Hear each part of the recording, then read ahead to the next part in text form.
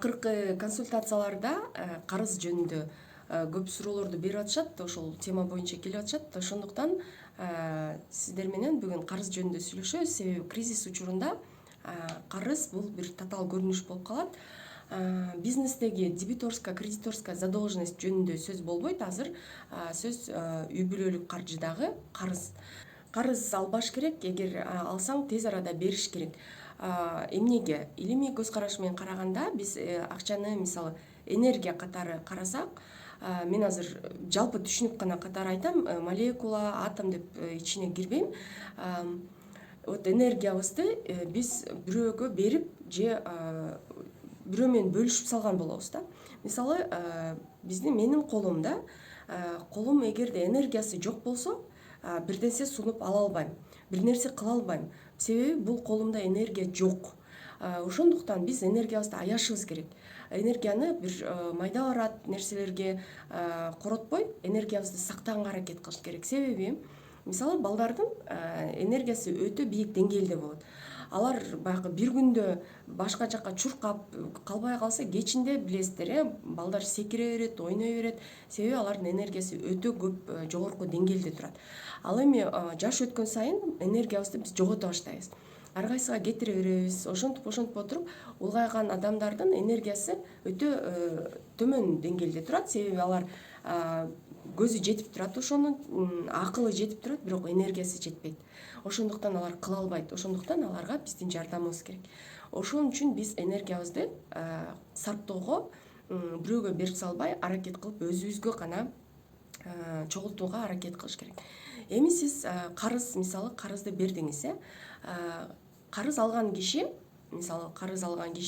энергиясын карыз берген кишиге берип баштайт. Акчаны бериш керек. Бул датага чейин берип койушум керек. Акчаны тигил кылганда, муну кылганда бияктан чыкса ошону бериш керек деп тургандан баштап, ошол акчадан, карыздан кутулмайынча ойлоно берет дагы ошол карыз берген кишиге энергиясынын жарымын берип салат. Эми элестетиңиз, мисалы карыз алып алып, энергиямды бердим. Менин өзүмдүн состоянием кандай болот? Менин энергиям кетип калды дагы, карыз жөнүндө ойлой берем дагы, өзүмдүн кыла турчу иштериме энергия жетпей калат. Бат эле чарчап калам, бат эле эсим ооп калат, акылым, памятим жоголот, акыл тигини жасайт элем деп коюп унутуп каласың. Ошентип атып, ал кишинин дагы бир тоскоолдуктары пайда боло баштайт. Тоскоолдуктар эми көбүрөөк акча алып, бир эми пландагандай болбой калса, ал кишинин энергиясы күндөн күнгө азаят. Ушул срокко келгенде анын иштери болбой калышы мүмкүн. Себеби энергиясы жок да уже. Баскан туруп барып чай ичип келгенге эле жетет, же болбосо бир жакка барып келгенге жетет. Андай кишилер постоянно чарчап жүрөт, эс ооп жүрөт, бир нерселерди унутуп калып жүрөт. Анан энергиясы жок адамдарга мисалы элементарный чайы муздагыраак боло баштайт. Ушинтип бир көп майда бараттарга дагы бир көзүнө көрүнүп тоскоолдуктар болуп, чоң нерселер көрүнбөй баштайт. Хорошо, сроку кетти, ал адам төлөй албай калды. Төлөй албай калды дагы, алган киши, то есть берген киши акчасын бергенден сырткары ал еще эми тигинен сурайт. Бул датага берем деп эдиң беле? Кана акча? Ушул кезектен баштап, ушул фразадан кийин ал берген киши өзүнүн энергиясын, ошол акчасын да берди, эми энергиясын берип баштайт. Акчаны качан алып келесиң? Бул датада деп эдиң беле? Кана акча? Деп сурай берип, өзүнүн пландап коет. Тигинден акча келсе, мен аны бул ишти жасайм. Ал ишке ашпай калат, же болбосо срогунан жылып кетет, же өзгөрүүлөр кирет. Ошентип ал киши дагы, анын иши дагы тоскоол боло баштайт, себеби ал энергиясын тигил жакка жумшап атат. Ошентип энергияны бири-бирине берип, булар бул учурда бир гана жоготуулар. Тигил киши дагы. Ошондуктан эгерде сиз карызга алсаңыз, аракет кылып берүүгө сөзсүз умтулуш керек. Анан менин силерге болгон кеңешим, эгерде сиздер азыр карыздарыңыздар болсо, списогун сөзсүз түзүңүз. Шартыңыз болсо, аракет кылып берип башташ керек. Күтпөш керек. Эгер сиз 5000 сом карыз болсоңуз, 5000 сомду чогултуп анан берем десеңиз, бирок сиздин мөөнөтүңүз өтүп баратса, сөзсүз түрдө жок дегенде 1000 сомун алып барып бериңиз, 500 сомун алып барып берип башташ керек. Сөзсүз түрдө эгерде шартыңыз жок болсо, азыр список кылып жазыңыз. Ашматка, ташматка, тиге буга деп жазасыз, бүт барын. Биринчи кезекте сиз аларга чалышыңыз керек. Өзүңүз чалып, ушундай болуп калды, ушундай шарт болуп калды. Биринчи мүмкүн болсо мен берүүгө аракет кылам деп диалогго сөзсүз туруш керек, эч качан урушпаш керек. Эгерде сиз уруш уксаңыз, демек сиз ал урушту заслужили, себеби сиз ал кишинин дагы ишеничин аткарган жоксуз. Уруштан качпаңыз, урушса угуп макул болуп күнөөңүздү мойнуңузга алыңыз. Бул сиздин кетирген катаңыз. Анан сөзсүз түрдө берип башташ керек. Анан сурап атасыздар, көп сумманы айтпай эле коеюн, 20 000 сом киреше кирсем, мен 20 000 сомго жашасам, мен кантип өзүмө төлөйм, анан кантип карыздарыман кутулам деген суроолор болуп атат. 20 000 сом келди дейли, кирешеңиз. Сөзсүз түрдө 10%, эң жок эле дегенде 10%-ин өзүңүзгө төлөйсүз, себеби сиз болбосоңуз калган нерсе экинчи болуп калат. Ал только биринчи очередь сиз өзүңүзгө төлөшүңүз керек.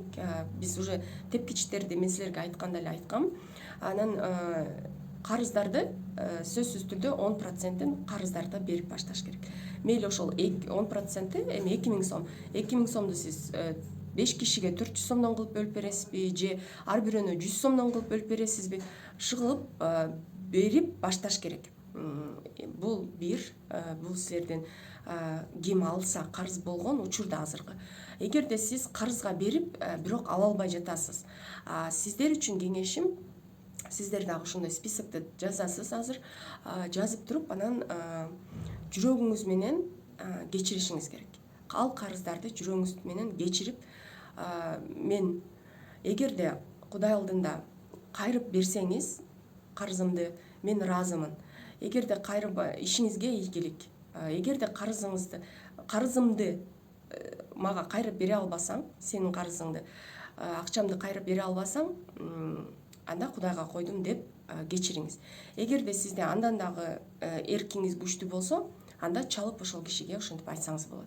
Эгерде антип айта албасаңыз, жүрөгүңүз менен өзүңүз сүйлөшүп, ал карыздарды кое бериш керек. Толугу менен кое бериш керек. Канча сумма болбосун, себеби сиздин энергияңыз сиз үчүн өйдөрөөк ал карыздан.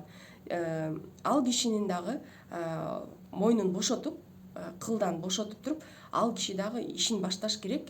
Сиз дагы ал карыз мынча да келет эле, ал карыз келип калса мындай кылат элем дебей, башка багытта, башка ойлорго, башка жерлерге ошол өзүңүздүн жакшы жашооңуз үчүн энергияңызды топтоп, жакшы иштерди кылууга энергияңызды кетирүүгө аракет кылыш керек. Аны менен урушуп, талашып эметпей. Эгер ал кишинин шарты болсо, сөзсүз түрдө берет деп ойлойм. Анан карызды берүүдө да билесиздер, эгерде мусулман эмес бир туугандар болуп калса, сөзсүз түрдө тиги дүйнөдө карыз болуп калсаңыз, мисалы сиздин ыйманыңызды сурайт, бул шарият боюнча, анан сөзсүз түрдө бул дүйнөдө болбосо да аркы дүйнөдө бериш керек. Ошондуктан аракет кылып, ким карыз болсо, биринчи кезекте мусулман эмес бир туугандардан кутулууга аракет кылыңыздар. Андан кийин мусулман бир туугандарыңыздан кутулуп, эч качан карыз албоого аракет кылыш керек. Анан сөзүмдүн акырында айтарым, мен өзүм дагы карызга бербейм, карызга дагы албайм. Анан карызга берүүнүн шарты мындай да: эгерде сизде ашык акча болсо, мисалы сизге карызга сурап келди деп коелу, шартыңыз барбы? Жаздыгыңыздын астында сиз баягы подушка безопасности дегенди айтып өттүм эле өткөндө. Эгерде бир 6 айлык жашоого кетчү расходуңуз болсо, анан ушуну берип турайын, анан кийин алып алам деген бул вариант эмес. Ошонун астынан, мисалы 10 000 сом карызга сурап келсе, от души өзүңүздөн чыккан ушул акчаны кайрып бере албай калса, мен ушуну кече алам, ушул акчанын мен кайгырбайм деген сумманы гана бериш керек. 1000 сом бересизби же 3000 сом бересизби, и берип туруп акчаңызды, сизден чыккан акчаны анан айтасыз: мен сага карыз бере албайм, бирок менин жардамым ушул.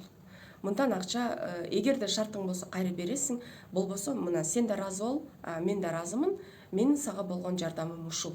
Бүттү.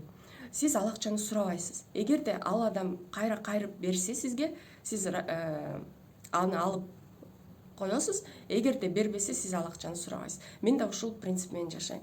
Акчаны бериш керек, бирок ал акчаны только вот өзүңүздөн ашкан акчаны же сурабачу акчаны, кечичүү акчаны, ал акчасыз жашап кете алчу акчаны гана бирөөгө берип турсаңыз болот. Берип